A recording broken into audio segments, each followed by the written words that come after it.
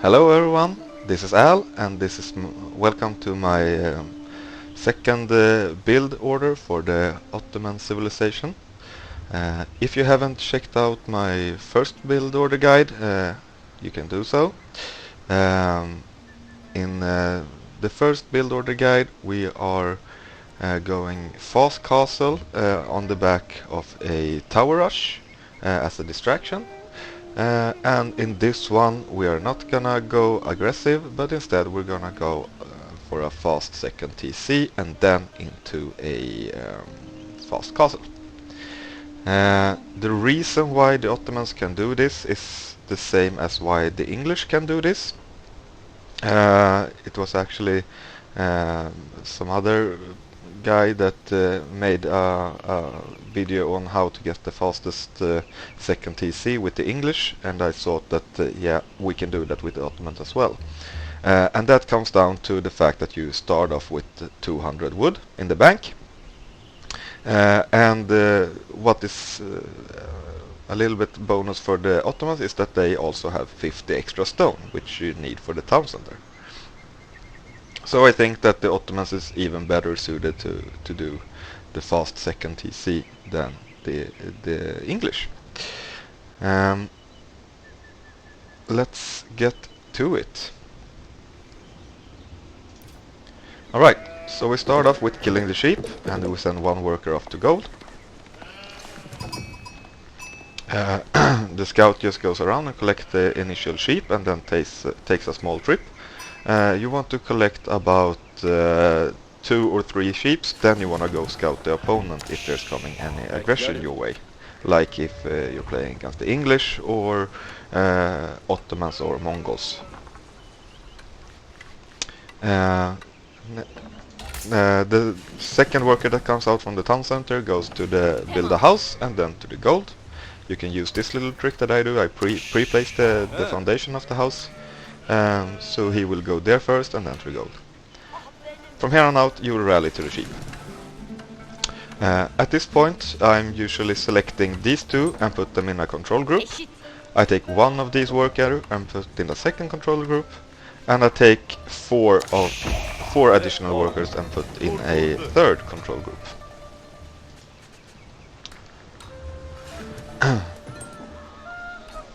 So now we're just rallying to the sheep until we have 9, and then we're gonna rally out to the straggler trees.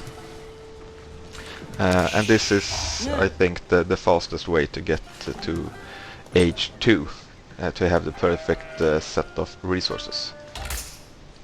As you see now, I have 8 villagers gathering food, and I have 3 in the queue. That's the perfect amount. So you know you don't need to queue up more villagers right now. Scout comes in, and yeah, you should be scouting the opponent's base by now. In this video I don't have an AI, just to get a clean build. What you will be doing now is checking for the gold. When it hits 3900, you will cash in and then go build a landmark with these 2 villagers. And there you go, cashing in. And here is the part when you have to do several things at the same time, kind of like the Delhi when you age up. So these 2 that you already hotkeyed will build a landmark.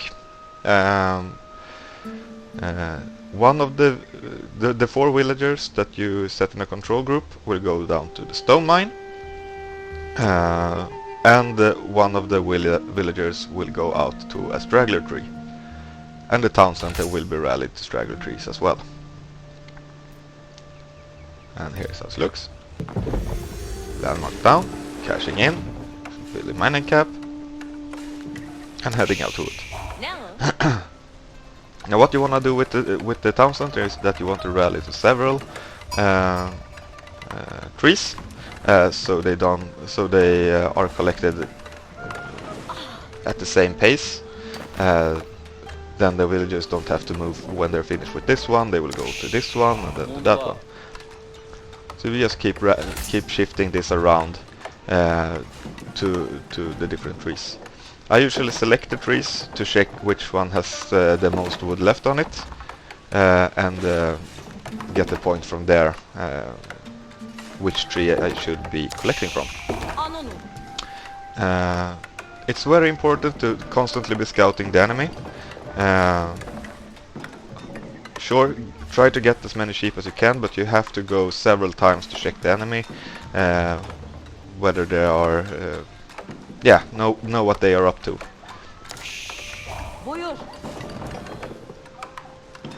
I'll speed this up a little bit. You build a house with a food villager.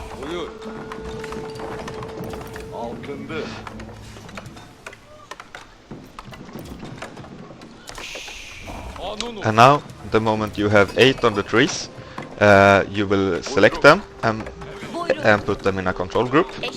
The next villager will go out to build a landmark, help out with the landmark.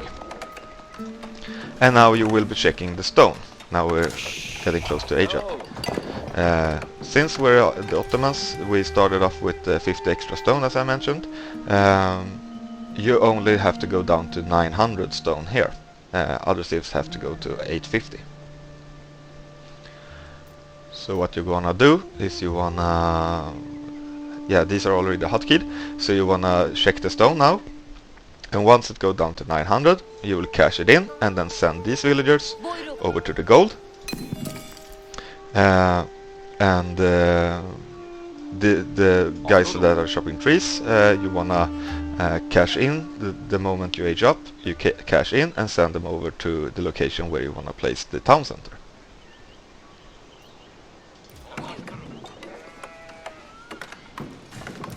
So I put a third worker here on the landmark.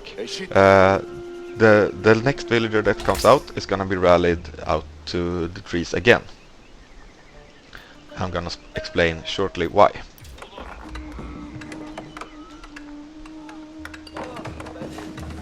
Cashing in, landmark finishes, bringing in the wood, and building the town center. Now, the placement of the town center. For this build, you wanna place the town center next to gold, because you will go pretty naked into, or you will go fully naked into Castle Age.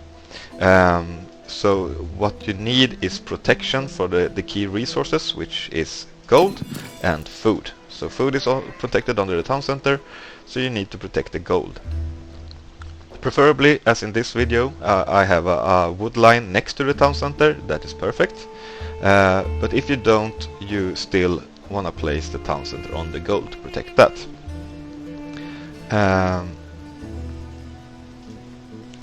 With this villager that comes out from the town center, you're gonna gather up the last wood on these trees. You will need that last bit of wood for either, if the town center isn't next to the wood line, you will need it for the lumber camp. And if the town center is next to the wood line, you can use the 50 extra wood to get the horticulture upgrade, which you need for this build. Right, here we go. I also here realized that I am way too low on wood, and I make the map that this is not gonna be enough. So one or two of these workers must have some wood on them. So instead of shift clicking these guys to the resources, I'm just gonna put them to finish up the town center, and that way they will cash it in. And afterwards I will send 2 of them to the gold mine, and the rest will go to the wood line. And from here on out, both town centers will be rallied to the food. And you can see here the timing of the town center is about 5:40. So that's a pretty quick town center. And you are now fully protected of your key resources. Now, why you have to be constantly scouting is that if the enemy comes really early, like the French can come in with a knight at the 5-minute mark and start hitting on these villagers,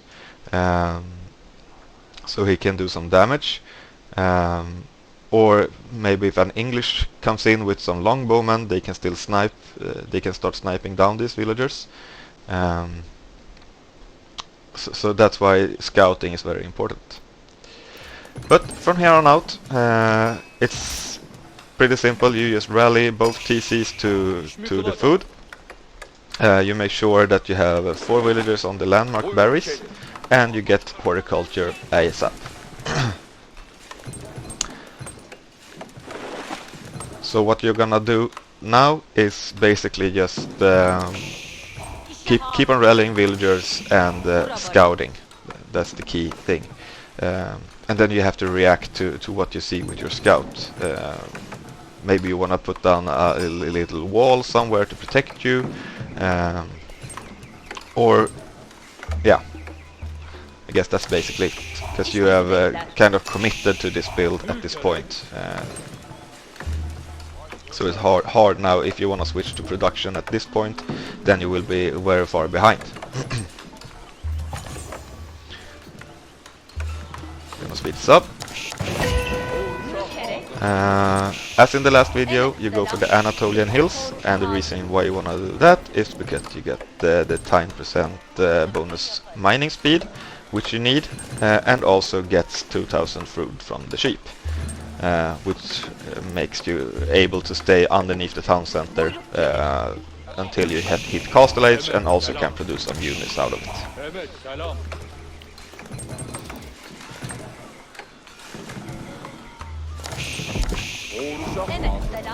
At this point, around 750, you can start a little bit ahead also, but I want to do it, I wanted them to gather as much wood as possible before I do this, but you will start adding the production. As in the last video, you will go up to 3 barracks and blacksmith upon aging up.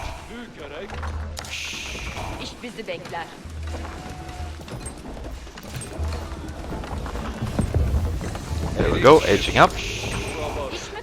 You take 8 workers to age up and then put them back on the sheep. And now when you have started to age up, I'm gonna switch this TC to wood, because you will be needing more wood from here on out.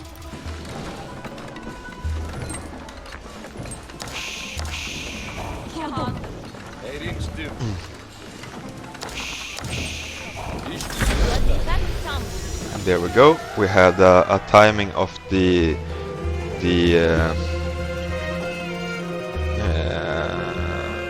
town center for 9:30, and we can start producing man-at-arms.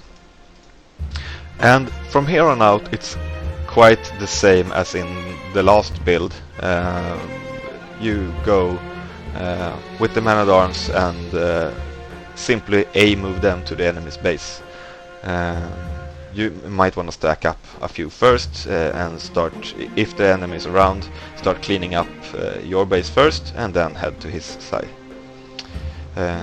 I forgot to mention also, upon the start of the age up, if you feel that your stone is safe, you can send out 2 workers to start getting some stone in, so you can get the military schools eventually. But if this is threatened, stay under the town center until you have the man-at-arms to protect it.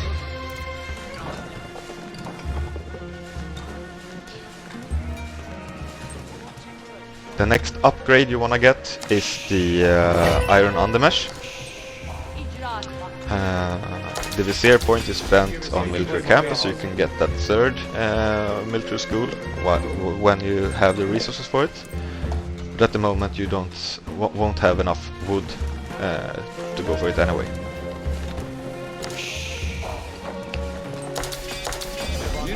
Around this point is a good time to, when you have started getting some man-at-arms out, you're starting to establish some map control with them. It's good to start spreading out the food sources. You will still have food underneath the town center for a couple of maybe 30 seconds or a minute more, but it's good to do this ahead of time. So just keep adding some houses, make sure you don't get supply blocked, and spam up the man-at-arms. As I said, if in the last videos I haven't seen that 6 villagers on the gold with the Anatolian Hills upgrade will support constant man-at-arms production and a little bit extra. So you have a little bit bonus gold for upgrades. Alright, and from here on out you do whatever you need to do. Either you just move to their base, or you start harassing their resources, or whatever you feel like. I'm just gonna speed this up so we can do a little stock take like we did in the previous video. Since you will be having a better economy in this one, you can start adding some farms. Just do it not all at once, just do it a little bit here and there when you have some excess wood. You can get the mosque up, and you should go for the 3rd military school once you have the stone for it, and the wood, of course. Once you start building the mosque, you should add a couple of extra workers to the gold, just so you can afford getting the monks out. Alright, so 1330 was the mark at the last video where we did a stock take. I'm gonna see here. There we go. So at the 1330 minute you will have 39 man-at-arms and a mangonel, if you haven't lost any to the fightings, which is quite similar to the last build, but in this one you have a better economy on the back of it. So that's the whole deal with this build. Now, the reason why I did the last build and why I thought that was quite powerful is because it's not in the meta to go into a tower rush for the Ottomans, so people will probably not expect it. And in the Diamond League where I play, people aren't as good at in scouting, and even if they are scouting, they can't really make use of the information, what they should do to counter it. And the same thing here, going for this super quick second town center and then just naked fast castle isn't something that the Ottomans is usually doing. Normally they start up with building production and go for a feudal push, which is very strong, but that is also what people will expect from you. So going for this castle push instead kind of takes the enemy player by surprise. Alright, that's it with the build. I'm just gonna head into some of the games where I try this build out to see whether it works for real. So before I made this the skirmish against AI, I played 4 games on the ladder just to get some opponents of my level and test it out. And I decided to go and follow the build exactly, no matter what the opponent did, just to try if it's viable. So here we can have the first match versus the Holy Roman Empire.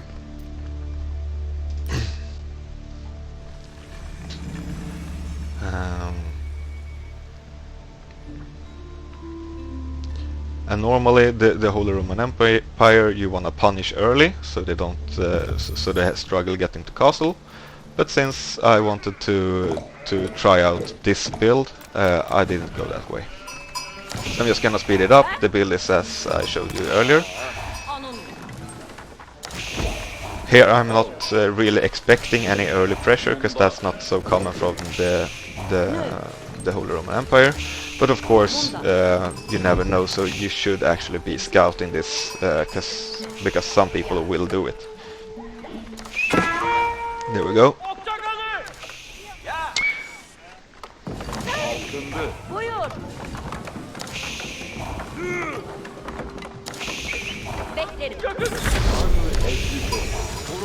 Alright, so the thing I do differently in this video, before I fine-tuned it a little bit, is that I go for 7 on the gold instead of 6, which I overgathered gold from.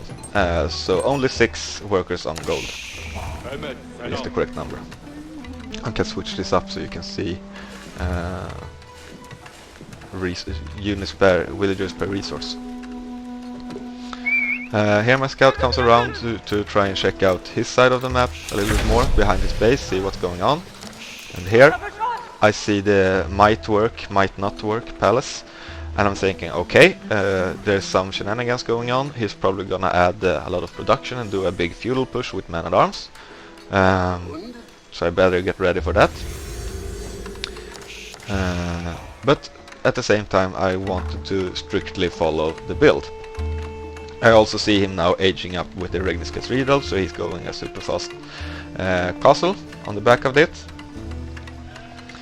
But I just gonna let it happen, because my only goal was to get into this position where I can start gathering up for my age up. Alright, his age up comes in, and look at this. He snatches every relic over here and up here, and we just keep going. I don't bother. I let him do his thing. He gets the 4th relic and he gets the 5th relic. So this is like the dream scenario for the HRE player. He's a little bit low on the food, but on the relics, this is like you can't get into a better position than this. And you're not under pressure of any kind, so imagine that as an HRE main, to have this kind of start. Me on the other side, I started getting a little bit nervous. I'm thinking that he got all the relics, so now he's gonna really screw me. So what I do differently here, instead of going for triple barracks, I go for triple archer ranges, because I'm expecting man-at-arms. And by doing so, these guys cost a little bit extra gold, and a little bit less food, so I just get a few extra workers on the gold to keep the crossbowmen coming. I also add a barracks to start getting some man-at-arms and spearmen out.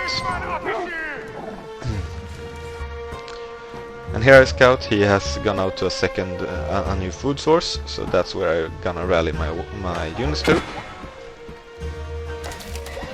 Speed this up. I go in, get a worker,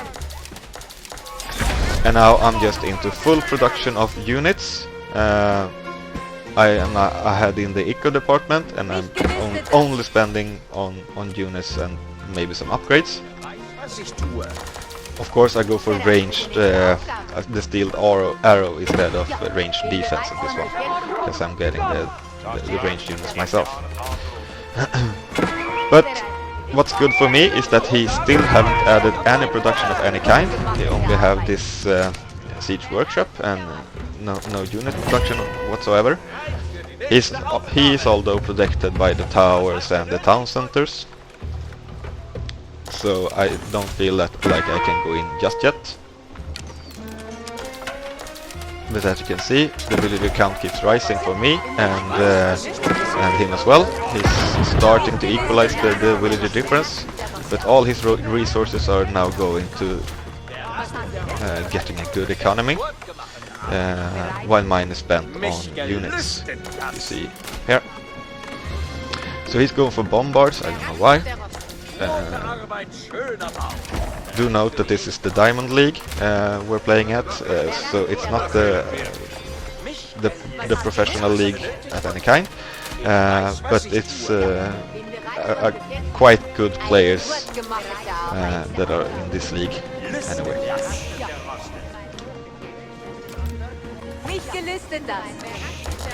Stacking in some units, go in and get. I get some good trades in here, I get some knights, I get some workers.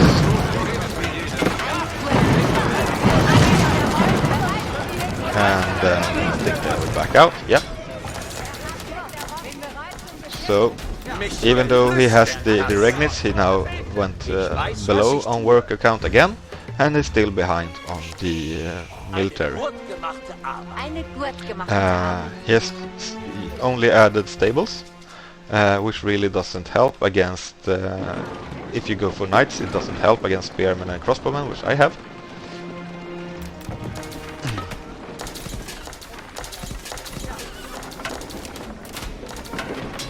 I'm starting getting up some crabs and see. And here he will soon go for a push on me.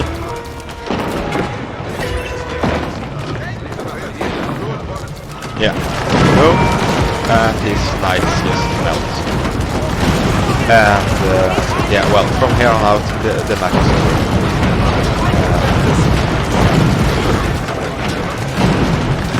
So it was quite fun for me to test this strategy out for the first time, and with the kind of game that the HRE player had, with all those relics and advantages that gives, I still managed to get a win out of it. Of course, people would argue that he didn't play well, but yeah, well, you get the point.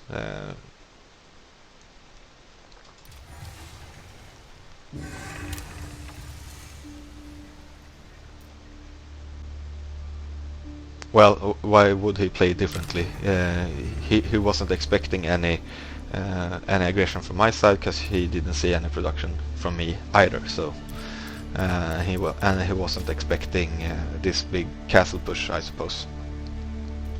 Now the second game I want to show you is a Altai game, and this is an Ottoman mirror. Just so you can see how it works in a different matchup on a different map.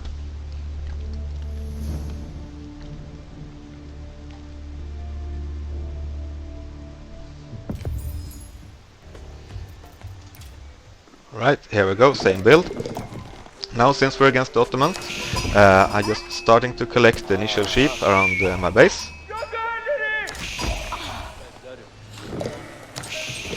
And what I'm gonna do next, I'm gonna send my scout to his side and see if he has mined any stone, if he have any production, which he haven't, so I'm feeling quite comfortable that I can go ahead with this build. For this map, the landmark goes down closer to the hunt, so I can gather that up as well for the extra food. And look at my spawn, I have a nice wood line that's pretty close to the gold, so I can protect both at the same time. The opponent goes for the Sultan Hani trade network. I would not recommend doing this.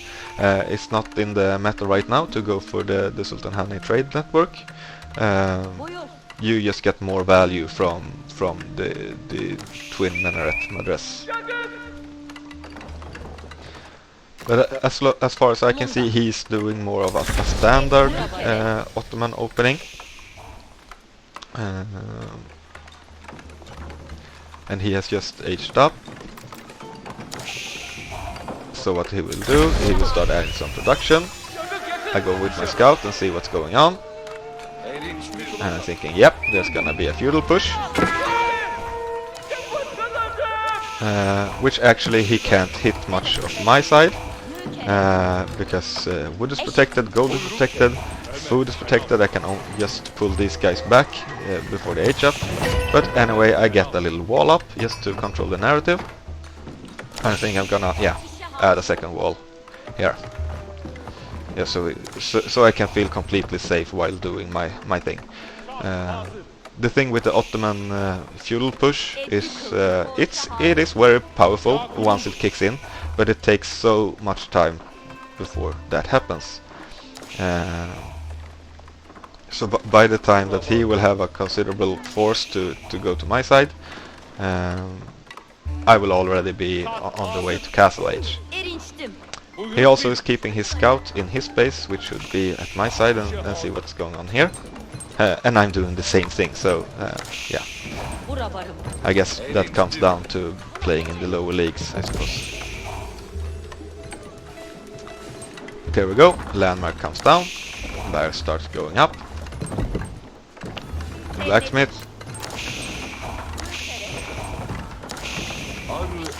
Let's see if I get a third barracks as well. Yeah, there it goes. So I'm a little bit late with the third barracks here. And now I age up. And where's he at? Well, he have this kind of armor, 14 archers, 3 spearmen and 2 sipatis. And a mech there. And we're at the 10-minute mark. So I go out with my scout and see what I can find. And I can find some death. And I'm just starting to spam out the man-at-arms. I do a little bit of a Papega move here to forget to hotkey this barrack with the others, so I'm only producing out of these two, which will be corrected in a while. But now I'm just starting to stack up a little bit of units before I start moving across the screen. There we go, I have 6 man-at-arms now, and I feel confident that I can beat any army in the world. Let's see what happens. So, my army is A-moved, so they will only start being in the front line.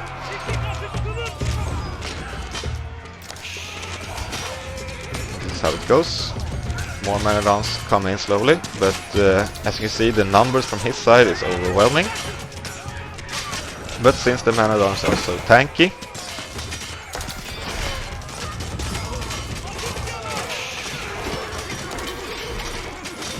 yeah, they just beat him.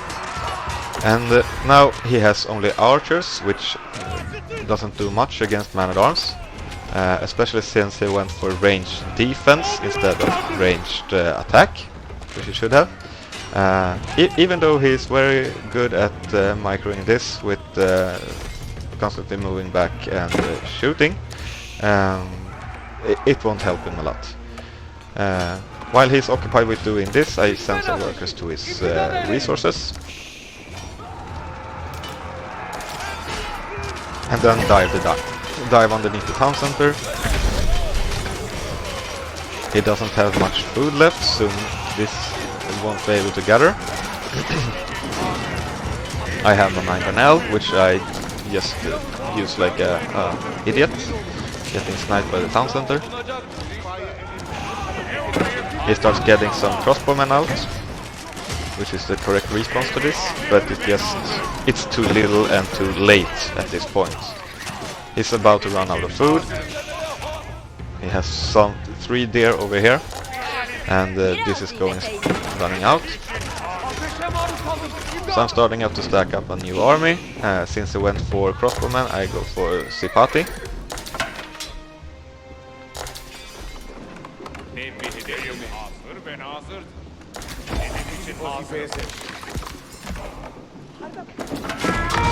Go. Start pushing in. I get no Sipati, snipe his manual, and he quits. So, this strategy is actually good against people that wanna play around in the feudal perhaps, but if it comes in a little bit later, I think it's viable against every civ actually, just because the element of the surprise when no one expects you to go in this way. But as I said before, if it is a very aggressive opponent, like the English or the French, maybe you wanna get some even more workers just to get the town center up. Even if you might lose a villager, you have to commit to it. And yeah, but from there on out, I think it would be pretty fine. well, that's it for this build order guide. I hope you find it useful, you learned something. Please let me know what you think about it in the comments down below. And as I said, if you haven't checked out the previous build order that I made, go ahead and do so now. Alright guys, thank you for watching, and bye.